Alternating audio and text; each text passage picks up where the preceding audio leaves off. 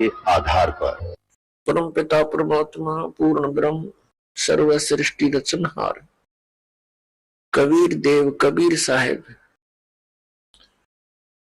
जी की असीम कृपा से आप पुण्यात्मा ये सत्संग सुन रहे हैं। ये आध्यात्मिक संपूर्ण ज्ञान सुन रहे हैं।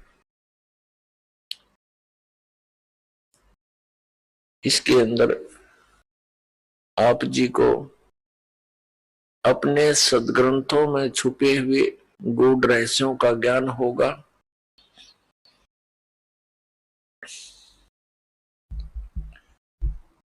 और सत्संग में आने से प्राणी को पता चलता है कि मनुष्य जीवन का क्या उद्देश्य है।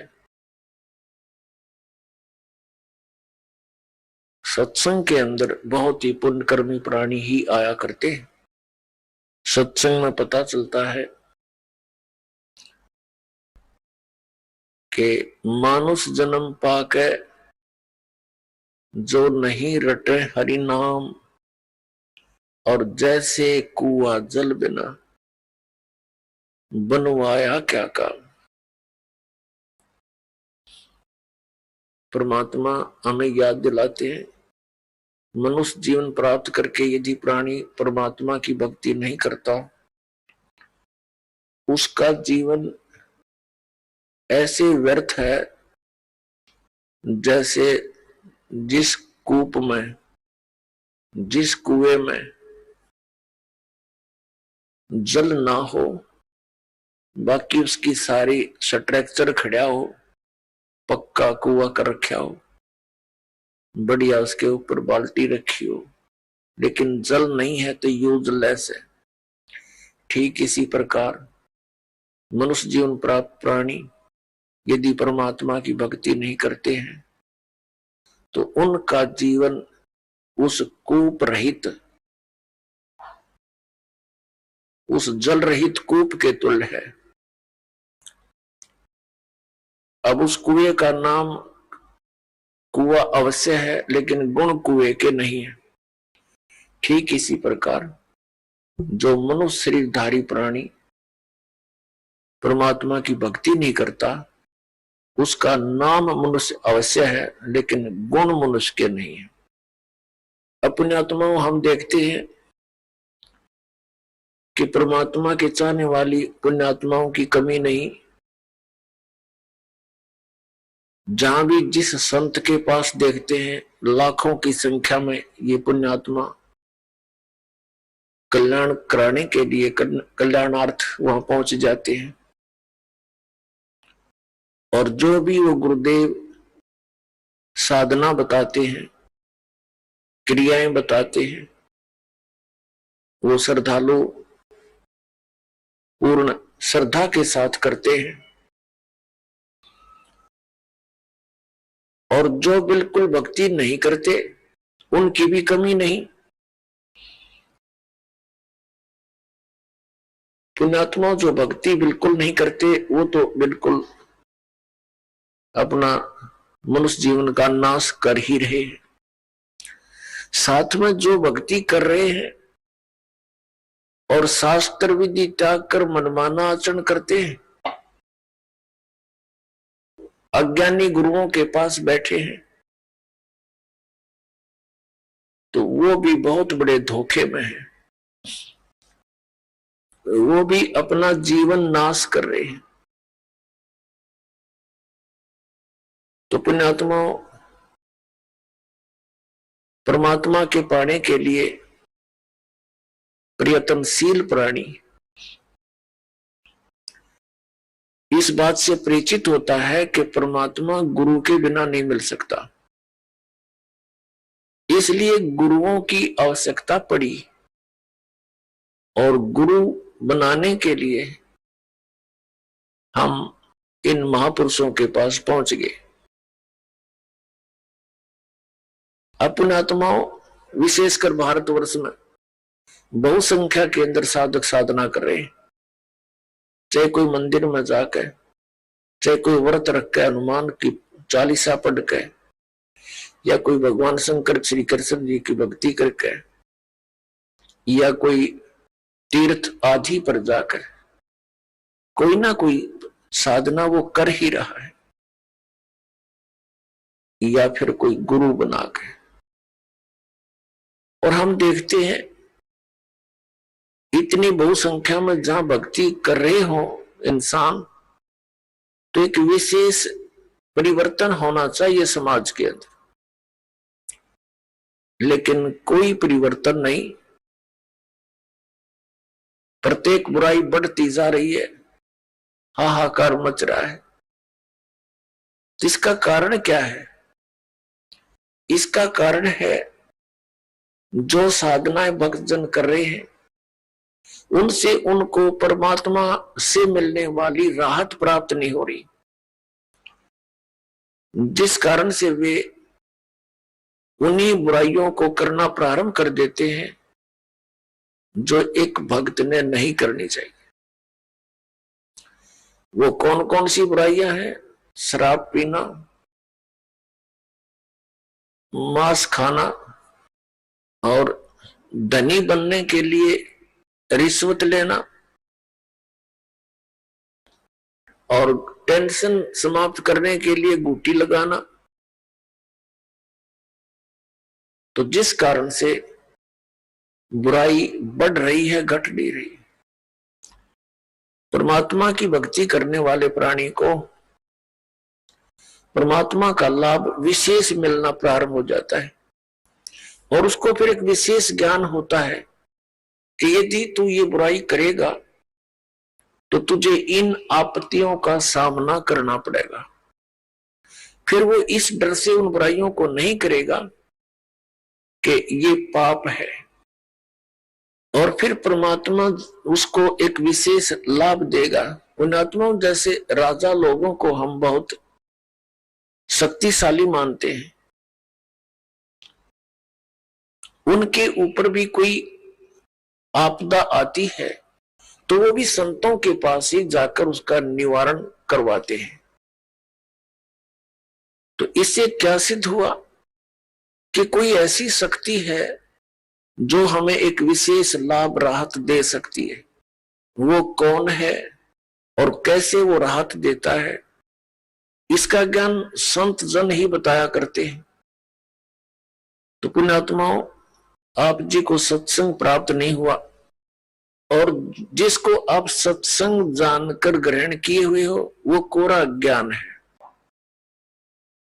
क्योंकि जो हमारे सदग्रंथों में प्रमाण नहीं है तो वो शास्त्र विरुद्ध ज्ञान है, शास्त्र विरुद्ध साधना है, उसका कोई लाभ नहीं।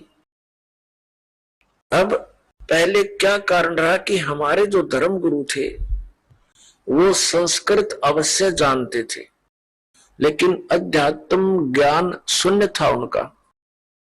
वे तत्व ज्ञानहीन थे और हैं अभी तक।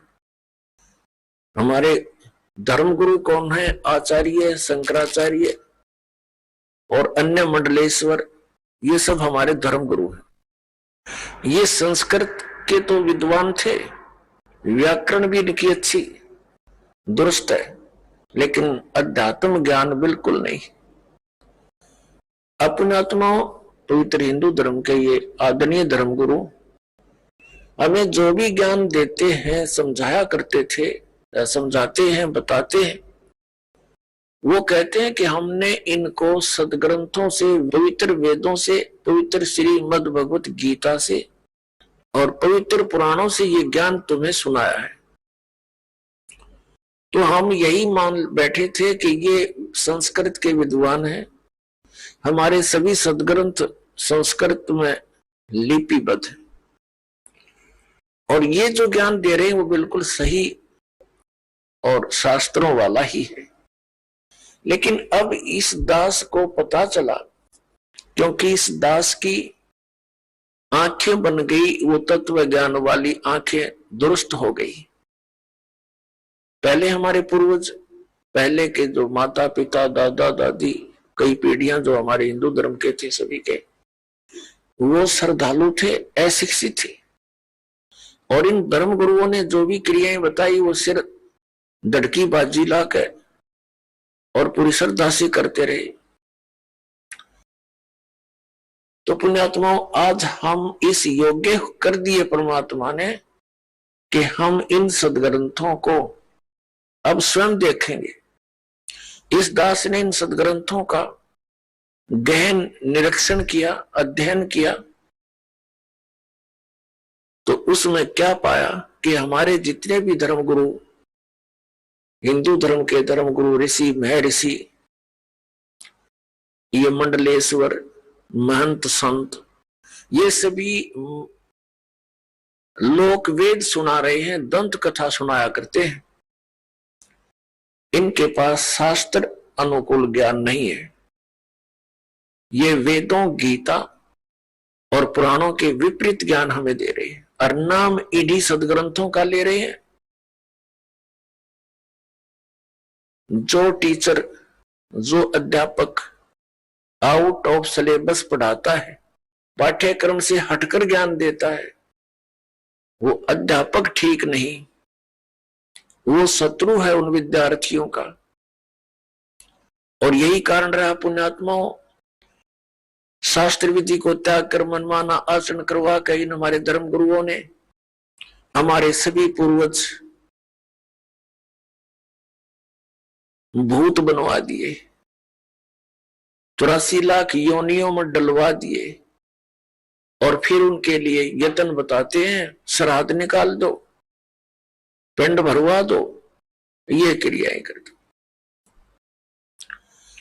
जो कि गीता जी के विरुद्ध है। श्रीमद् भगवत गीता अध्याय नंबर 9 श्लोक नंबर 25 में कहा कि जो भूत पूजते हैं वो भूतों को प्राप्त होंगे। ये श्राद्ध निकालना, पिंड भरवाना, तेरहवीं करना और अस्थि प्रवाह करना, गति कराने के अर्थ, तो ये सब भूत पूजाएं हैं। इनके करने वाले भी भूत ही बनेंगे। देवताओं की पूजा करने वाले देवताओं को प्राप्त होंगे, पितरों की पूजा करने वाले पितर बन जाएंगे। गीता ज्ञान दाता कहता है कि मेरी भक्ति करने वाला मुझे प्राप्त होगा। तो हमने भगवान की भक्ति त्याग कर ये भूत पूजा शुरू कर दी, श्राद्ध आदि निकालना, जिस कारण से हम शास्त्रीय विधि त्याग कर मनमाना आचरण करते रहे और महान कष्ट को उठाते रहे। अपने आत्मा, अध्यापक किसे कहते हैं, टीचर किसे कहते हैं? अध्यापक अपने जॉब का मास्टर होता है, उसको टीचर बोलते हैं, अध्यापक कहते हैं, मास्टर कहते हैं। जो जिन धर्म गुरुओं को समाज ने खुली छुट्टी दे दी कि तुम सदग्रंथ पढ़ो और हमें सुनाओ और हमें वो परमात्मा का ज्ञान जो सदग्रंथों में विद्यमान वो बताओ, उनको फ्री कर दिया, उनको दक्षिणा देनी शुरू कर दी कि अपना निर्वाह भी करते रहो दक्षिणा से और फ्री हो तुम पढ़ो अच्छी तरह इन सदग्रंथों और हमें बताओ।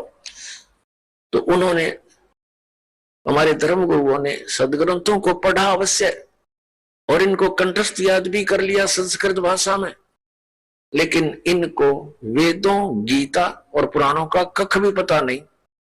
इन आचार्यों को और इन शंकराचार्यों को, इनको अध्यात्म ज्ञान नहीं। इनको तो ज्ञान होगा कहां से? जिन भगवानों को ये पूजते हमारे आचार्य और धर्म शंकराचार्य, और हमें उन्हीं को पूजने की सलाह देते हैं कि ये भगवान है। कौन? श्री ब्रह्मा, श्री विष्णु, श्री शंकर भगवान आदि। और इनको ये परमात्मा बताते हैं, भगवान बताते हैं, ईश बताते हैं और इनकी पूजा स्वयं भी करते हैं, हमें भी करने की सलाह देते हैं।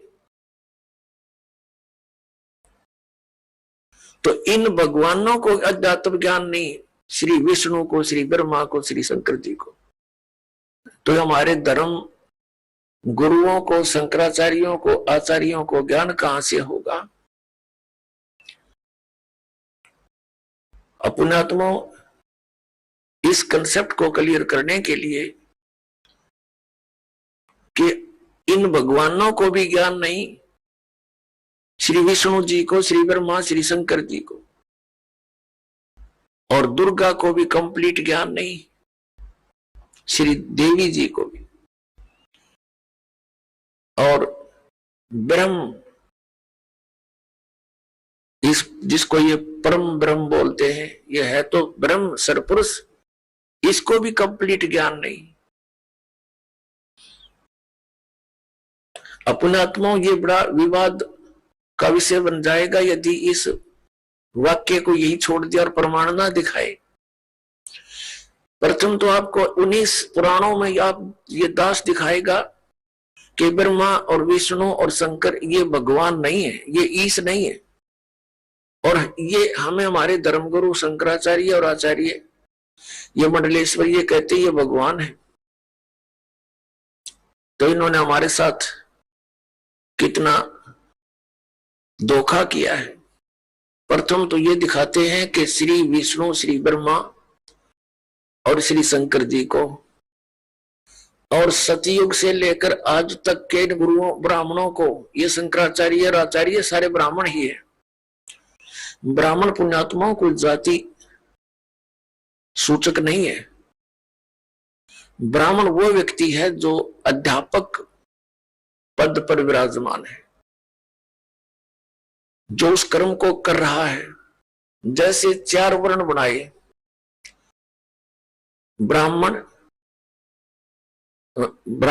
वैश्य, अक्षत्रिय और शूद्र। अपनात्माओं, जैसे आज कोई ब्राह्मण का लड़का और मिलिट्री में वो भर्ती है फौज में, तो ब्राह्मण वर्ण में अवश्य है, लेकिन वो ब्राह्मण कर्म नहीं, वो तो क्षत्रिय है। ऐसे ही कोई वैश्य का लड़का मिलिट्री में भर्ती है तो वर्ण वैश्य अवश्य है उसका, लेकिन कर्म वैश्य नहीं है। इसी प्रकार अन्य समझे, कोई शूद्र का लड़का और मिलिट्री में भर्ती है तो वो अक्षत्रिय है, शूद्र वर्ण में अवश्य जन्मा है। तो कर्म से ही ये क्रियाएं और ये जाति बनी है। तो जो धर्म गुरु हैं वही ब्राह्मण कहलाते हैं, चाहे वो किसी मजहब जाति का हो।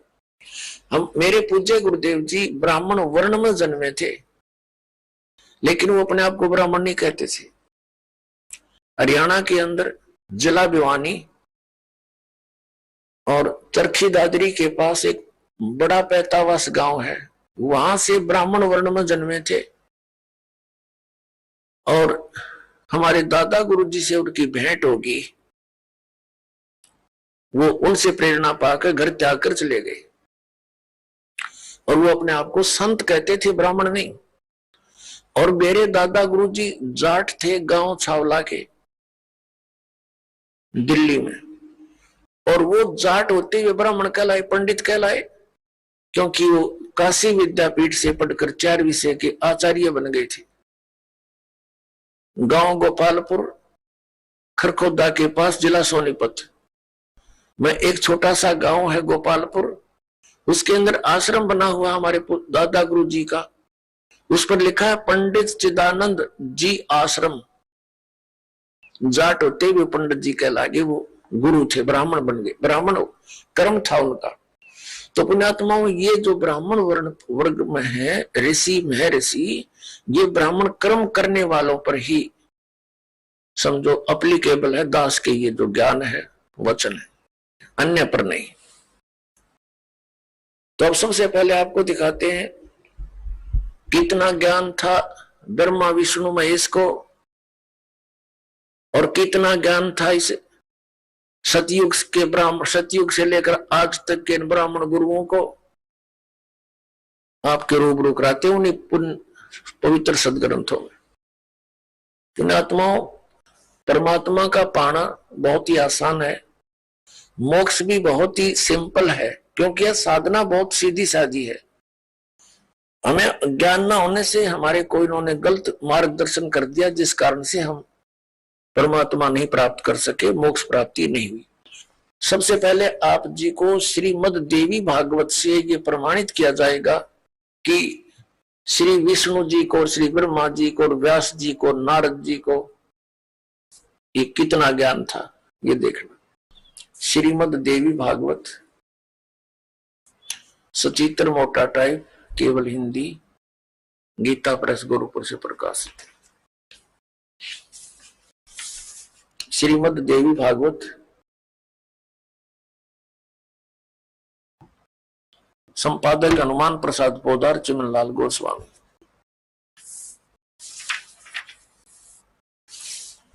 प्रकाशक एवं मुद्रक हैं गीता प्रेस गोरखपुर, गोविंद भवन कार्यालय कोलकाता का संस्थान। ये इनके फैक्स और फोन नंबर।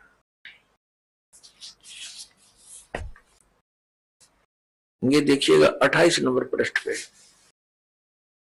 ये पहला स्कंद है, संक्षिप्त देवी भागवत पहला स्कंद। नारद जी ने कहा, ये नारद जी और व्यास जी की गोष्ठी हो रही है। नारद जी ने कहा, व्यास जी तुम इस विषय में जो पूछ रहे हो ठीक ही प्रश्न मेरे पिताजी ने भगवान श्री हरि से किया था। देवा अधिदेव भगवान जगत के स्वामी हैं। लक्ष्मी जी उनकी सेवा में उपस्थित रहती हैं। दिव्य कोष्ठमणि उनकी शोभा बढ़ाती है। वे शंख चक्र गदा लिए रहते हैं, पीतांबर धारण करते हैं, 4 भुजाएं। वे चराचर जगत के आश्रयदाता हैं, जगत गुरु एवं देवताओं के भी देवता हैं। ऐसे जगत प्रभु भगवान श्री हरि महान तप कर रहे थे, उनकी समाधि लगी थी। यह देखकर मेरे पिता ब्रह्मा जी को बड़ा आश्चर्य हुआ। अतः उन्होंने उनसे जानने की इच्छा प्रकट की। ब्रह्मा जी ने पूछा, प्रभु आप देवताओं के अध्यक्ष, जगत के स्वामी और भूत भविष्य एवं वर्तमान सभी जीवों के एकमात्र शासक हैं। भगवान फिर आप क्यों तपस्या कर रहे हैं और किस देवता की आराधना में ध्यान मग्न है? मुझे असीम आश्चर्य तो यह हो रहा है कि आप देवेश्वर एवं सारे संसार के शासक होते हुए भी समाधि लगाए बैठे हैं। ब्रह्मा जी के विनीत वचन सुनकर भगवान श्री हरि यानी विष्णु जी कहने लगे। अब हम 29 पृष्ठ पर आ गए, पहला स्कंद। श्री हरि ने उनसे कहने लगे, ब्रह्मन सावधान होकर सुनो। विष्णु जी बताने लगे ब्रह्मा जी को, मैं अपने मन का विचार व्यक्त करता हूं। देवता, दानव, मानव सब यही जानते हैं कि तुम सृष्टि करते हो, मैं पालन करता हूं और शंकर संहार किया करते हैं।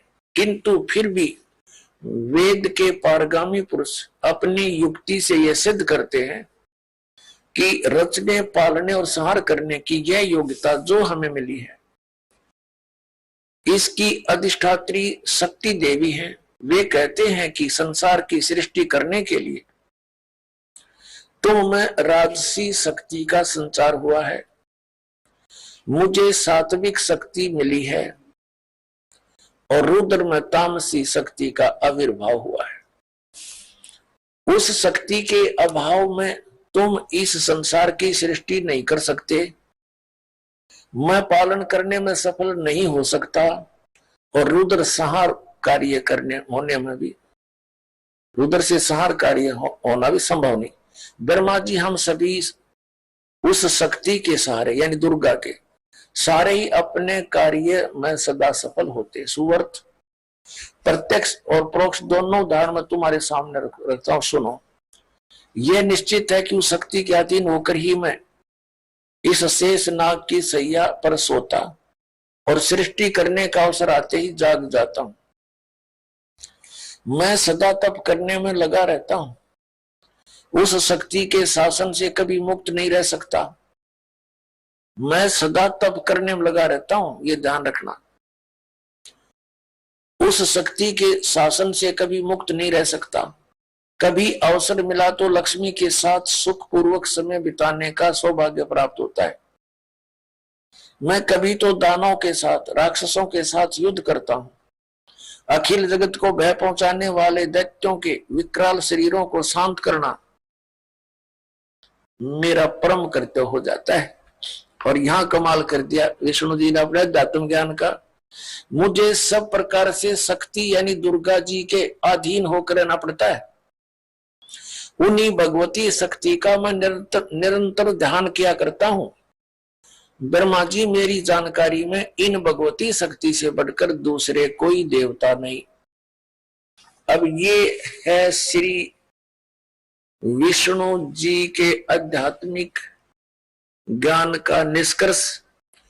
श्री विष्णु जी कह रहे हैं कि मैं दुर्गा से, श्री दुर्गा जी से ऊपर किसी भगवान से परिचित नहीं हूं। मेरे अध्यात्म ज्ञान में ये सबसे बड़ी देवता भगवान है। अपना तो आपने इसी लेख में पढ़ा, श्री नारद जी विचलित, श्री व्यास जी विचलित, ब्रह्मा जी के ज्ञान को इन्होंने बताया ही है कि ब्रह्मा जी विष्णु जी को जगत गुरु, देवेश्वर, सारे संसार के पालन करता, उत्पत्ति करता, सब कुछ बता रहे हैं। और ये क्या निष्कर्ष दे रहे हैं विष्णु जी कि मैं तो दुर्गा के अधीन हूं और घोर तप करता हूं। ये तप करके क्या करते हैं, बैटरी चार्ज कर लेते हैं, फिर राक्षसों के साथ लड़ते हैं, फिर उनकी बैटरी डिस्चार्ज हो जाती है, सिद्धियों से लड़ते हैं और फिर ऐसे चार्ज करते हैं। अब विष्णु जी ने तो बता दिया कि दुर्गा से ऊपर मैं किसी को नहीं जानता, मैं दुर्गा की भक्ति करता हूं। और हमारे धर्म गुरुओं से जब कोई प्रश्न किया जाता था कि श्री ब्रह्मा, श्री विष्णु, श्री शिव जी ये किसकी भक्ति करते हैं, ये कहा करते थे, कुछ तो कहते थे कि अपने स्वरूप का ध्यान करते हैं। कोई कहता था कि शंकर भगवान श्री राम की पूजा करता है और श्री राम शंकर जी की पूजा करता है। और कोई कहता कि नहीं, ये किसकी पूजा करते हैं, ये तो स्वयं है। अब आपके समक्ष है कि श्री विष्णु जी दुर्गा जी की पूजा कर रहे हैं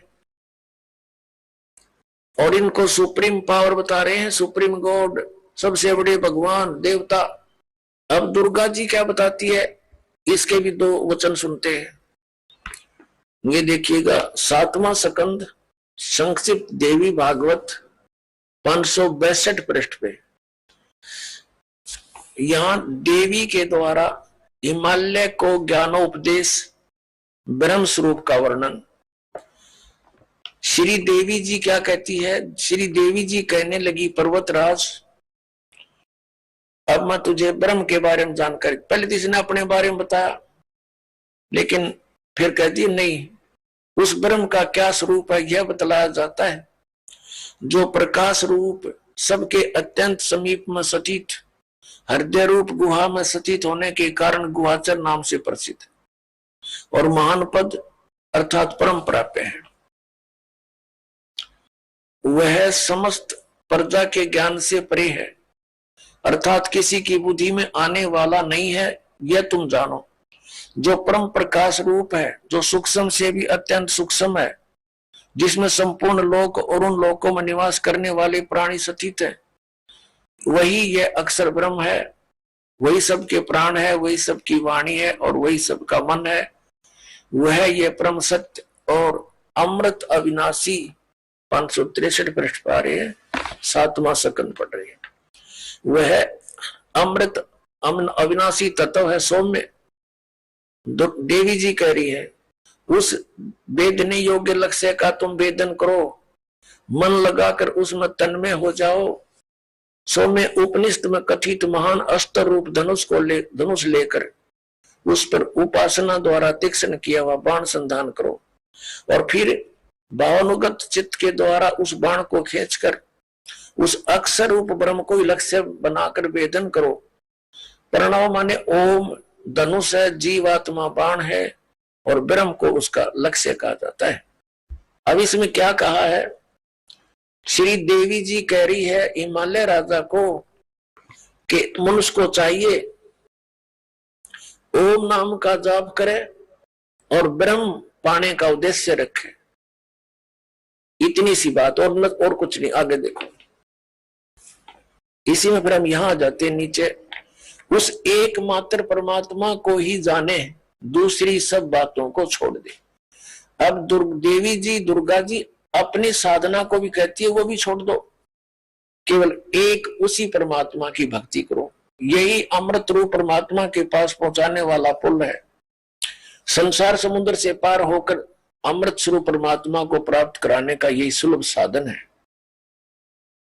यहां कहा कि इस आत्मा का ओम के जप के साथ ध्यान करो। इससे अज्ञान में अंधकार से सर्वथा परे और संसार समुद्र से पार जो ब्रह्म है उसको पा जाओगे, तुम्हारा कल्याण। वो कहां रहता है? हम 563 पढ़ रहे हैं। वह यह सब का आत्मा ब्रह्म, ब्रह्मलोक रूप दिव्य आकाश में स्थित है।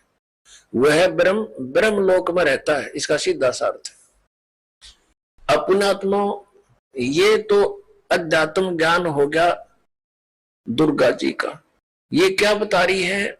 श्री देवी जी कह रही हिमालय राजा को कि और सब पूजाएं त्याग दे, केवल एक ब्रह्म की पूजा कर, उसका ओम नाम है। उस साधना से तू ब्रह्म लोक को प्राप्त होगा।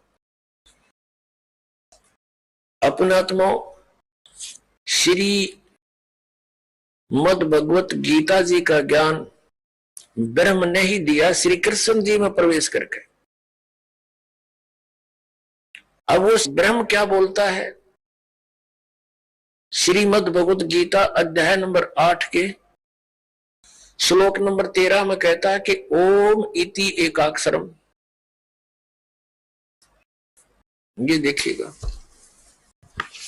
आपको इन सदग्रंथों से रूबरू करेंगे तभी आपको विश्वास होगा इस दास की बातों पर। ये है श्रीमद् भगवत गीता, जयदयाल गोविंद का इसके अनुवादक है, गीता प्रेस गोरखपुर से प्रकाशित। अध्याय नंबर 8 के श्लोक नंबर आपको 13 दिखाते हैं। अध्याय नंबर 8 श्रीमद् भगवत गीता, और यहां देखो 13वां श्लोक। ये 13वां श्लोक है। ओम इति एकाक्षरम ब्रह्म व्यवहारन माम अनुसमरन ये प्रयाति तजंदेहम स याति परमाम गतिम। अब गीता ज्ञान दाता ब्रह्म है। ये कहता है कि माम ब्रह्म, मुझ ब्रह्म का ओम इति एकाक्षरम, ये ओम यह एक अक्षर है। व्यवहारन अनुसमरण, उच्चारण करके सुमन करता हुआ, ये प्रयाति तजंदेहम, जो शरीर छोड़कर जाता है, स याति परमाम गतिम, वो परम गति को प्राप्त होता है। जो ओम से मिलने वाली परम गति है वो क्या है? वो श्री देवी जी ने स्पष्ट कर दिया कि ब्रह्मलोक प्राप्ति होगी। गीता जी अध्याय नंबर 8 के श्लोक नंबर 16 में स्पष्ट किया है कि ब्रह्मलोक पर्यंत ये सभी लोग पुनरावृत्ति में है, यानी वहां गए हुए प्राणी भी लौटकर संसार में आते हैं, जन्म मृत्यु समाप्त नहीं होती। ये देखिए अध्याय नंबर 8 ही पढ़ रहे हैं हम श्रीमद् भगवत गीता का, और ये 16 नंबर है। हे अर्जुन, ब्रह्मलोक पर्यंत सब लोग पुनरावृत्ति में हैं। अब पुनरावृत्ति का इन्होंने यहां पर विश्लेषण किया सटार से, अर्थात जिनको प्राप्त होकर पीछे संसार में आना पड़े, ऐसे पुनरावृत्ति इसको कहते हैं। अपने आत्मा, अब ये ब्रह्म क्या बताता है? गीता अध्याय नंबर 4 के श्लोक नंबर 5 से 9 तक ये क्या कहता है कि अर्जुन, तेरे और मेरे बहुत जन्म हो चुके हैं, तू नहीं जानता, मैं जानता। श्रीमद् भगवत गीता अध्याय नंबर 2 के श्लोक नंबर 12 में भी ये यही स्पष्ट करता है कि अर्जुन, तू और मैं और ये राजा लोग पहले भी जन्मे थे, आगे भी जन्म होगा, ये ना सोच कि हम वर्तमान में ही हैं। और गीता जी अध्याय नंबर 10 के श्लोक नंबर 2 में ये खुद कहता है कि मेरी उत्पत्ति को ये देवता लोग, ऋषि लोग ये नहीं जानते, क्योंकि ये मुझसे उत्पन्न हुए हैं। अब ये ब्रह्म जो है, इसको सरपुरुष भी कहते हैं, और कबीर परमेश्वर जी ने इसको काल भगवान कहा है। और इसने खुद गीता जी अध्याय नंबर 11 के श्लोक नंबर 32 में स्वीकारा है कि मैं काल हूं अर्जुन, और अब प्रवृत्त हुआ हूं। तो ये काल जो है ये गीता जी का ज्ञान दे रहा श्री कृष्ण जी में प्रवेश करके। श्री कृष्ण जी को तो पता ही नहीं मैंने गीता में बोला क्या था। पुण्यात्मा इस दास के ये वचन आपको सारे उठ पटांग से लगेंगे एक बार तो, लेकिन धैर्य से सब सुनते रहना। प्रमाण देखोगे गदगद हो जाओगे, दांतों तो उंगली दबाओगे कि बैठा बैठा दिया हमारे आचार्य और शंकराचार्यों ने सारा गलत ज्ञान सुना के। कख भी नहीं पता इन आचार्यों शंकराचार्यों हमारे हिंदू धर्म के गुरुओं को आज तक, ऋषि में ऋषियों को सतयुग से लेकर आज तक इनको कख भी पता नहीं वेदों और गीता का। अब आपको दिखाते हैं श्रीमद् भगवद गीता, इसके अध्याय नंबर 2 का, अध्याय नंबर 2 श्रीमद् भगवद गीता श्लोक नंबर 12। न तो ऐसा ही है कि मैं किसी काल में नहीं था, अथवा तू नहीं था, अथवा ये राजा लोग नहीं थे, और न ऐसा ही है कि इससे आगे हम सब नहीं रहेंगे। आगे देखो, ये देखिएगा, ये है गीता अध्याय नंबर 4 और श्लोक नंबर ये 5 है। यहां से इसका अनुवाद इन्होंने यहां किया है। हे परंतम अर्जुन, मेरे और तेरे बहुत से जन्म हो चुके हैं, उन सबको तू नहीं जानता, मैं जानता हूं। फिर यहां 9वें में क्या कहा कि ये 9वां श्लोक है 4थे अध्याय का। हे अर्जुन, मेरे जन्म और कर्म दिव्य अर्थात अलौकिक है। अब यहां क्या बताया है, अध्याय नंबर 2 के श्लोक नंबर 17 में कहा कि अर्जुन, नाश रहित तो उसको जान जिससे संपूर्ण जगत व्याप्त है। इस अविनाशी का विनाश करने में कोई भी समर्थ नहीं है। यानी गीता ज्ञान दाता से अन्य है कोई जो वास्तव में अविनाशी है। गीता जी अध्याय नंबर 15 के श्लोक नंबर 1 से 4 और 16-17 में इन 3 प्रभुओं की जानकारी, 3 पुरुषों की।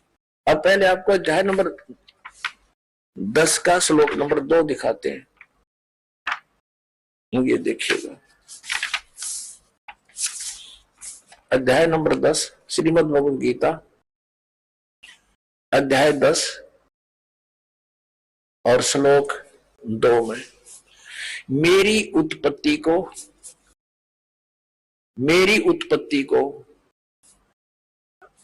ये जो भी लिखते हैं प्रभाव माने उत्पत्ति को न देवता लोग जानते हैं न मैं ऋषिजन ही जानते हैं, क्योंकि मैं सब प्रकार से देवताओं का और मैं ऋषियों का आदि कारण। अब ये क्या स्पष्ट हो गया कि गीता ज्ञान दाता ये ब्रह्म है, सरपुरुष है। श्री कृष्ण जी में प्रवेश करके ये बोल रहा है, ये कहता है मेरा जन्म तो हुआ है, उत्पत्ति तो हुई है, लेकिन ये ब्रह्मा विष्णु महेश ये ऋषि नहीं जानते, क्योंकि ये इससे ही उत्पन्न हुए हैं। ये इनकी संतान, इसकी संतान है ब्रह्मा विष्णु महेश, इस ब्रह्म के पुत्र हैं, और दुर्गा इन ब्रह्मा विष्णु महेश जी की माता है, श्री दुर्गा जी। अब गीता ज्ञान दाता ने, ब्रह्म ने स्पष्ट कर दिया कि मैं नाशवान हूं, मेरी तो जन्म मृत्यु होती है, तो इसके साधक की भी जन्म मृत्यु होगी, क्योंकि ब्रह्मलोक में जाएगा, और ब्रह्मलोक में गया हुआ प्राणी फिर जन्म मृत्यु में आता है। श्रीमद् भगवद गीता अध्याय नंबर 15 के श्लोक नंबर 1 से 4 और 16-17 में 3 पुरुष बताए हैं। उल्टा लटका हुआ संसार रूपी वृक्ष है, इसकी ऊपर को तो जड़ समझो, नीचे को तीनों गुण रूपी शाखा। अब गीता ज्ञान दाता ने केवल इतनी ही संकेत किया है, ऊपर को जड़ है संसार रूपी वृक्ष की, और नीचे को तीनों गुण रूपी शाखा है। बस शेष के लिए बता दिया कि तत्वदर्शी संत बताएगा गीता जी अध्याय नंबर 4 के श्लोक नंबर 34 में, जिसके विषय में कहा। और फिर उसकी पहचान बताई है गीता जी अध्याय नंबर 15 के श्लोक नंबर 1 में, कि इस उल्टे लटके हुए संसार रूपी वृक्ष को के सभी विभागों को जो जानता है, सवेदवित, वो तत्वदर्शी संत है। ये देखिएगा 15वां अध्याय है श्रीमद् भगवत गीता का और प्रथम श्लोक है। इसमें लिखा है कि ऊर्ध्व मूलम, ऊपर को, मूल, अधः शाखम, नीचे को शाखा, अश्वत्थम प्राहु अव्यम, ये पीपल का, संसार रूपी पीपल का वृक्ष अविनाशी कहा है। छंदासी यस्य पर्णानि, इसके पत्ते आदि, शाखा आदि सभी इसके छंद हैं, विभाग हैं। ये तम वेद, जो उन सभी विभागों को जानता है, स वेदवित, वो वेद के तात्पर्य से को जानने वाला है, वो तत्वदर्शी संत है। इनका अनुवाद पढ़िए। आदि पुरुष परमेश्वर रूप मूल वाले, यानी संसार रूपी वृक्ष। पहले आप जी ये देखेंगे, ये संसार रूपी वृक्ष है। ऊर्ध्व मूलम, ऊपर को तो जड़ है, ऊर्ध्व मूलम, ऊपर को तो जड़ है और नीचे को ये शाखा है। ये एक संसार रूपी वृक्ष है। ये एक संसार रूपी वृक्ष जानो। अब ऊर्ध्व मूलम अधः शाखम, और जो संत इसके सभी विभागों को बता देगा वह तत्वदर्शी संत है। परमेश्वर ने 600 वर्ष पहले बताया था। अब समझो ये पेड़ है जो पृथ्वी से बाहर नजर आता है, इसको पेड़ बोलते हैं। तो परमात्मा कबीर जी स्वयं तत्वदर्शी संत की भूमिका करने आते हैं, सशरीर आते हैं, जैसा कि वेदों में प्रमाण है। वो अपना ज्ञान उपदेश करते हैं। कबीर अक्षर पुरुष एक पेड़ है, निरंजन यानी सरपुरुष वा की डार, और तीनों देवा शाखा है, ये पात रूप संसार, और जड़े गुप्त है, वो प्रोक्ष है। ये देखिएगा। अब यहाँ क्या बताया, अक्षर पुरुष एक पेड़ है। ये तो समझो अक्षर पुरुष तना तो इस संसार रूपी वृक्ष का, इससे मोटी डार निकलती है, उनमें से एक मोटी डार ये सरपुरुष है, ये अक्षर पुरुष है। इसको परब्रह्म भी बोलते हैं। ये अक्षर पुरुष है इतना, और इससे ये डार निकली मोटी, ये सरपुरुष, ये ब्रह्म समझो, सरपुरुष ब्रह्म, ज्योति निरंजन। और इसके ये 3 पुत्र हैं, रजगुण ब्रह्मा जी, सतगुण विष्णु जी, तमगुण शिव जी, और पात रूप संसार। अब ये गुप्त है, ये परमात्मा स्वयं है। अब हम पढ़ेंगे श्रीमद् भगवत गीता अध्याय नंबर 15 के श्लोक नंबर 1 से 4 और 16, 17। इनमें कंसेप्ट क्लियर होगा। देखिएगा, ये 15वां अध्याय, ये आपने पढ़ लिया। प्रथम मंत्र, प्रथम श्लोक, ऊर्ध्व मूलम, जड़ तो ऊपर को, नीचे न शाखा। ये संसार रूपी पीपल का वृक्ष, अविनाशी वृक्ष समझो। छंदासी यस्य पर्णानि, यानी जड़े, शाखा, पत्ते आदि इसके विभाग हैं। और ये तम वेद, जो उसको जानता है, स वेदवित। आइए अब हम उन श्रद्धालुओं के अनुभव जानते हैं जो जगत गुरु तत्वदर्शी संत रामपाल जी महाराज जी से दीक्षा प्राप्त कर चुके हैं तथा उनके द्वारा बताए गए भक्ति मार्ग पर चल रहे हैं। नमस्कार सर। नमस्कार सर। सर क्या नाम है आपका? मेरा नाम सर रवि कुमार। रवि कुमार जी, आप कहाँ के रहने वाले हैं? मैं सर गांव बस्तली, तहसील निसिंग, जिला करनाल का रहने वाला हूं सर। सर क्या काम करते हैं आप? सर मैं एक टीचर हूं, टीचिंग प्रोफेशन में हूं सर।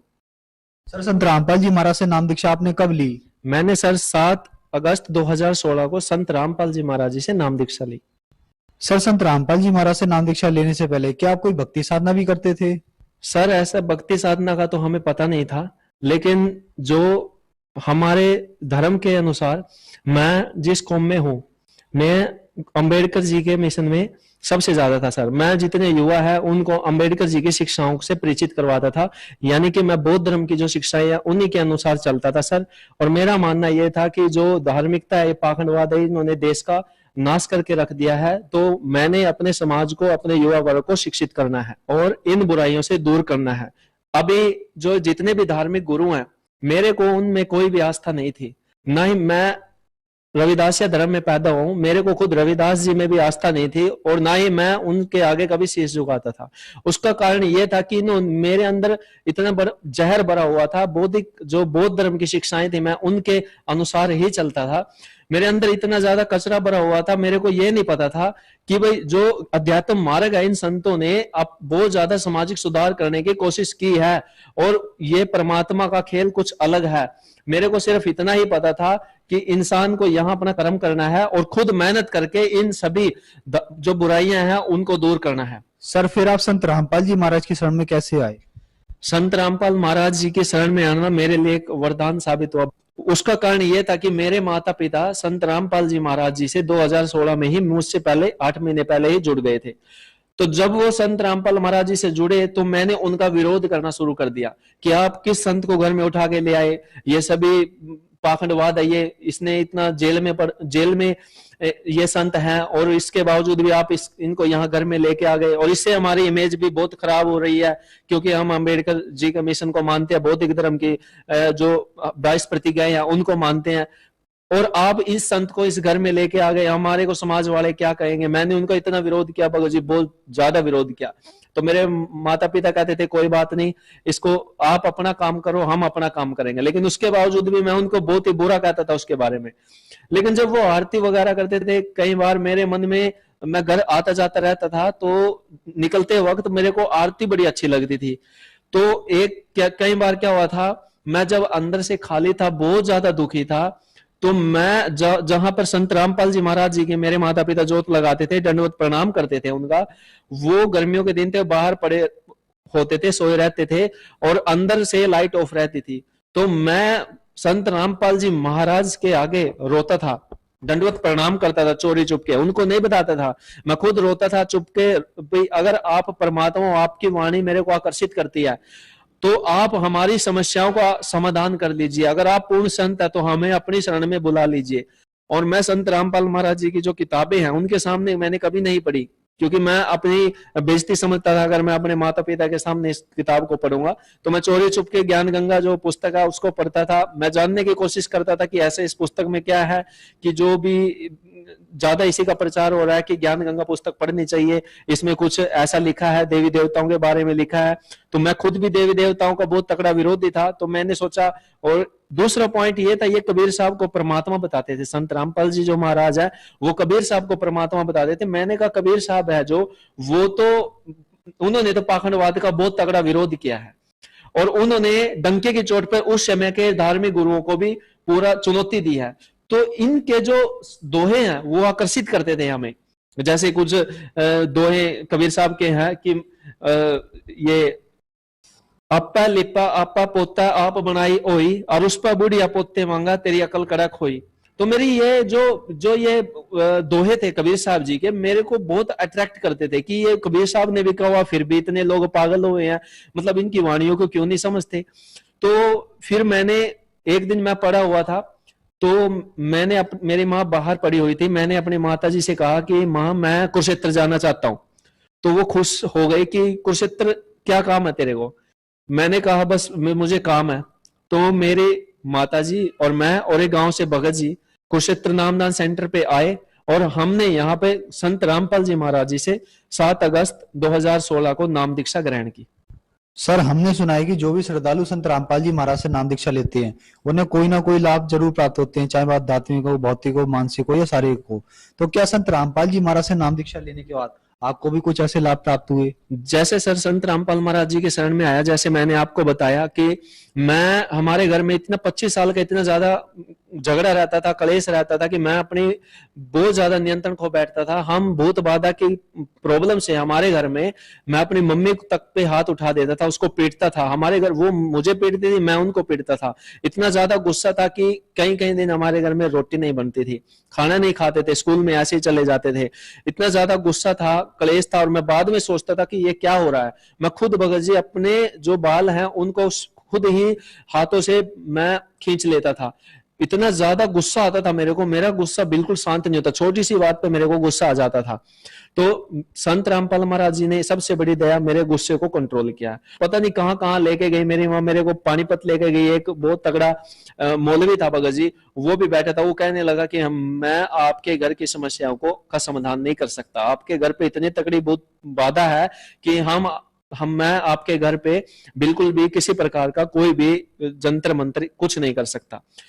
तो मैंने जो 2 बार हैंगिंग किया भगत जी, 2 बार फांसी लेने की कोशिश की है, मेरे को ऐसा होता था कि जैसे ये लटक जा, बस मर जा, अभी मर जा। और इतना गुस्सा होता था कि मैं खुद भी 2 बार मैंने फंदा लगाया, और जो पड़ोसी थे उन्होंने उठाया, मैंने अपने नस भी काटी, अपने चक्कू मारे, जो चाकू होते हैं वो भी मैंने अपने शरीर पर डाले भगत जी। और उस दरमियान मेरे को इतना ज्यादा प्रॉब्लम हुई भगत जी, बहुत ज्यादा। मैंने कई बार सुसाइड इतनी बार करने की कोशिश की। घर से, स्कूल से अगर जाता था, मेरी माँ यही बोलती थी, क्योंकि इतनी तंग आ गई थी भगत जी मेरे से, कि मैं परमात्मा से ये विनती करती हूँ कि आज कॉलेज या स्कूल से बेटे तेरी लाश ही आई, क्योंकि तुम जिस माँ पे तूने हाथ उठाया है ना, मेरा तूने बहुत ज्यादा अपमान किया है, और मैं एक बेटे इससे अच्छा तू पैदा ही नहीं होता जो तू मुझे मारता। और मैं इतना मारता था भगत जी, एक बार मैंने उसको गुस्से में इतना ज्यादा बुरी तरह मारा कि उनकी बाजू है ना जो, वो तोड़ दी थी। और बहुत ज्यादा मेरे को बाद में पछतावा होता था, लेकिन जब गुस्सा आता था तब मैं कंट्रोल में नहीं रह पाता था। संत रामपाल महाराज जी ने ये बहुत बड़ी दया बख्शी है कि आज मैं बहुत शांत हूं। मेरी मम्मी भी, मेरी माता जी हैं जो, वो भी बिल्कुल शांत है, परिवार भी बिल्कुल शांत है। और दूसरा लाभ भगत जी ये हुआ कि हमें जो हमारे 25 साल की भूत बाधा थी, जिसको सभी ने हाथ जोड़ दिया था कि ये अब किसी के पास जाने से दूर नहीं होगी, और इस बात का पूरा गांव भी गवाह है। जब हमारे घर में लड़ाइयां इतनी ज्यादा हुआ करती थी तो सारे चौक पे खड़ा होकर देखा करते थे।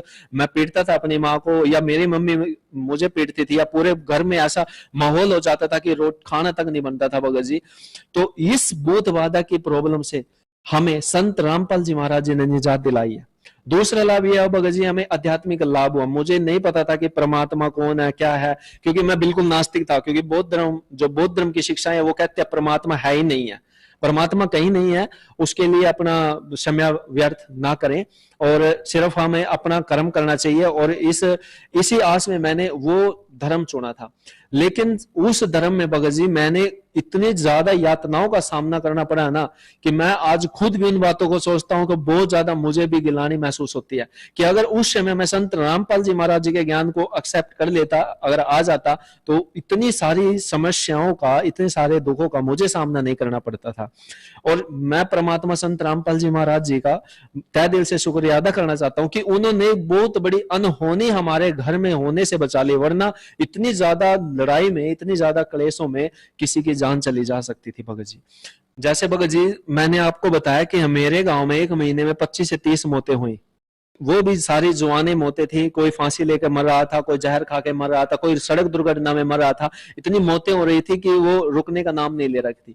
तो जो मेरे भाई जी की जो एक्सीडेंट हुआ था वो भी बहुत बड़ा था, तीन जगह से उनकी टांग टूटी हुई थी। तो संत रामपाल महाराज जी की ऐसी दया हुई कि सभी ये कहने लगे कि इन्होंने संत रामपाल जी महाराज जी का नाम दीक्षा ले रखा, तभी इनका भाई बच गया। और हालांकि हमारे पूरे परिवार के रिश्तेदार सभी संत रामपाल महाराज जी को बुरा भला कहते थे, हमारा मजाक उड़ाया करते थे कि ये संत जेल में है, इसके चक्कर में ये सभी पागल रहते हैं, इसके पीछे वैसे ही लगे हुए हैं, इसके पास कुछ नहीं है। तो उस समय संत रामपाल महाराज जी का उन्होंने ये बोला कि वास्तव में कुछ ना कुछ तो इस संत में है, जो इस लड़के की एकमात्र एक ऐसा केस था जो ये ठीक हुआ है संत रामपाल जी की दया से। और बिल्कुल संत रामपाल जी ने, महाराज जी ने इतनी बड़ी दया बख्शी है कि उनको ठीक किया है। ये सबसे बड़ा संत रामपाल महाराज जी का लाभ था। अगला लाभ भगत जी ये हुआ कि हमारी जो आर्थिक स्थिति थी वो बहुत ज्यादा खराब थी। हमारे रिश्तेदार जितने भाई बंधु हैं, जो हमारे समाज के लोग हैं, उनको खुद भी पता था कि हमारे घर में, जिस घर में भगत जी आप समझदार हो, जिस घर में इतनी 25 साल से लड़ाई झगड़े रहेंगे, तो ऑब्वियसली सी बात है कि वहां पर आर्थिक स्थिति भी बहुत ज्यादा कमजोर हो जाती है। तो हमारे पढ़ने तक के पैसे नहीं होते थे भगत जी, इतना ज्यादा आर्थिक स्थिति कमजोर थी कि मैंने आपको बताया भी, मेरे ब्रदर का भी इलाज हमने सरकारी हॉस्पिटल में ही उनके 3 ऑपरेशन करवाए। तो हमारे अब संत रामपाल जी महाराज जी से नाम दीक्षा लेने के बाद आर्थिक स्थिति बहुत ज्यादा सुधर गई है। आज हमने 2 साल के अंदर परमात्मा ने इतना दया बख्शी है कि हमने बहुत ज्यादा विकास किया है, घर में भी तरक्की है, हमारे खुद के शारीरिक जो प्रॉब्लम थी, कष्ट थे, जो भूत बाधा थे, उसमें भी तरक्की है भगत जी। सर, जैसे कि आपने बताया कि आपकी शिक्षा में बहुत अच्छी रुचि है, इस बात को आपसे बेहतर कौन जानता होगा। लोग कहते हैं कि संत रामपाल जी महाराज से श्रद्धा के तहत जुड़ते हैं उनके अनुयायी, इन बातों के पीछे क्या सच्चाई है? नहीं सर, ये बात मानना बिल्कुल गलत है, तो क्योंकि मैं अपना खुद का उदाहरण दे चुका हूं। मैं संत रामपाल महाराज जी को बिल्कुल गलत मानता था कि ये संत जेल में है। पाखंडवाद में मैं इन संत को भी शामिल करता था कि ये जेल में है, इन्होंने भी देश का नाश किया हुआ। लेकिन मेरा मानना सभी भाई बहनों से ये है कि आज सारा एजुकेटेड समाज है। मैं ये चाहता हूं कि हम किसी संत का कोई भी हो, उसको पहले हमने ज्ञान समझना चाहिए, तभी हमें उनके बारे में पक्ष या विपक्ष में तर्क रखने चाहिए। बिना ज्ञान को समझे हमें किसी भी संत या कोई भी व्यक्ति है उसके बारे में गलत नहीं कहना चाहिए। क्योंकि मैं अपने आप से खुद से इतने, आज जब संत रामपाल जी का ज्ञान हुआ, मुझे इतनी नफरत हुई भगत जी, जब मैंने नाम लिया, मैं शुरू में बहुत ज्यादा रोता था कि परमात्मा, मैंने आपके बारे में पता नहीं क्या क्या कहा, मतलब गलत बोला। भगत जी के साथ मेरे गांव में बहुत डिबेट भी हो गई थी इस मैटर पे। तो संत रामपाल महाराज जी के साथ पूरा एजुकेटेड समाज जुड़ा हुआ है, कोई भी अंधश्रद्धा भक्ति के तहत नहीं है। यहाँ पे तो परमात्मा का पहले ज्ञान बताया जाता है कि गीता में ये लिखा है, बाइबल में ये लिखा है, कुरान में ये लिखा है, और हमारे 4 वेद हैं उनमें ये लिखा है। यहाँ पे कोई ढोल के चिमटे वाला चक्कर नहीं है कि यहाँ पे आ जाओ, सत्संग सुन लिया, प्रसाद खा लिया, चले जाओ। ये वो सत्संग नहीं है। ये सत्संग है जो आत्मा के अंदर बिल्कुल गवाही देती है आत्मा की, ये संत का पूरा संत का सत्संग है। वास्तव में धरती पर यही संत है जो इतने संत, इतनी ज्यादा नॉलेज से भरे हुए हैं, इतनी ज्यादा विद्वान पुरुष हैं, तो वो एक ही है। और संत रामपाल जी महाराज जी का ज्ञान एक दिन चरम सीमा पर पहुंचेगा। और बहुत ही समाज सुधार में भी, आध्यात्मिक ज्ञान का भी संत रामपाल जी ने तूफान ला रखा है। सर, कुछ लोग कहते हैं कि संत रामपाल जी महाराज देवी देवताओं की पूजा छुड़वाते हैं, इन बातों के पीछे क्या सच्चाई है? नहीं सर, संत रामपाल महाराज जी देवी देवताओं की पूजा नहीं छुड़वाते हैं। जो लोग जिन लोगों का ये मानना है कि संत रामपाल जी महाराज जी देवी देवताओं की पूजा छुड़वाते हैं, तो उन्होंने को भ्रमित किया गया है समाज के, जगत के लोगों के द्वारा। अगर वो भक्तों के पास बैठेंगे, हमें संत रामपाल जी के द्वारा जो देवी देवता हैं उन्हीं के ही मंत्र दिए जाते हैं। और कबीर साहब जी की वाणी है, वो कहते हैं कि तीनों देवा कमल बसा, ब्रह्मा विष्णु महेश, प्रथम इनकी वंदना फिर सुन सतगुरु उपदेश। कि पहले इनकी हमने वंदना करनी है और फिर गुरु जी अपना मंत्र देंगे। तो पहले इन्हीं देवी देवताओं के हमारे गुरु जी मंत्र देते हैं। इसमें बिल्कुल भी सच्चाई नहीं है भगत जी। ये संत रामपाल जी के बारे में प्रोपगंडा फैला रखा है कि वो देवी देवताओं की भक्ति छुड़वाते हैं। ऐसा कुछ नहीं है, क्योंकि मैं खुद एजुकेटेड हूं, मैंने खुद देख लिया। मेरी तो इन देवी देवताओं में इतनी ज्यादा नफरत थी इनके प्रति, लेकिन अब संत रामपाल जी महाराज ने विधिवत जो मंत्र दिए हैं ना, हमारे शरीर में जो कमलों में गुरु जी ने बताए हैं, अगर संत रामपाल महाराज जी का अगर आप ज्ञान सुनेंगे सच्चे दिल से, तो आपके सारे कंसेप्ट क्लियर हो जाएंगे। अभी मैंने आपको बताया भी है, आप जगत की बातों को मत सुनिए। संत रामपाल महाराज जी के जो सत्संग है सभी टीवी चैनलों पे आते हैं, आप उनको देखकर निर्णय लीजिए कि क्या संत रामपाल महाराज जी देवी देवताओं को छुड़वाते हैं या नहीं छुड़वाते हैं, उनका ज्ञान क्या है और उनका उद्देश्य क्या है। सर, संत रामपाल जी महाराज से कैसे जुड़ सकते हैं? संत रामपाल महाराज जी की इतनी असीम दया है कि सभी चैनलों पर संत रामपाल जी महाराज जी के सत्संग आते हैं। चैनलों पर अगर आप संत रामपाल महाराज जी के सत्संग को देखते हैं तो नीचे संत रामपाल महाराज जी की सत्संग जब चलते हैं उसके दौरान एक पट्टी चलती है, आप उनमें से फोन नंबर नीचे लिखे हुए हैं, उनमें से देखिए और संत रामपाल महाराज जी के कॉन्टैक्ट कीजिए। वहां पर जो भी आपके नियरेस्ट आश्रम होगा, जो भी आपके नियरेस्ट नामदान सेंटर होगा, वहां पर आपको निःशुल्क नाम दीक्षा दी जाएगी। धन्यवाद सर। सत साहेब।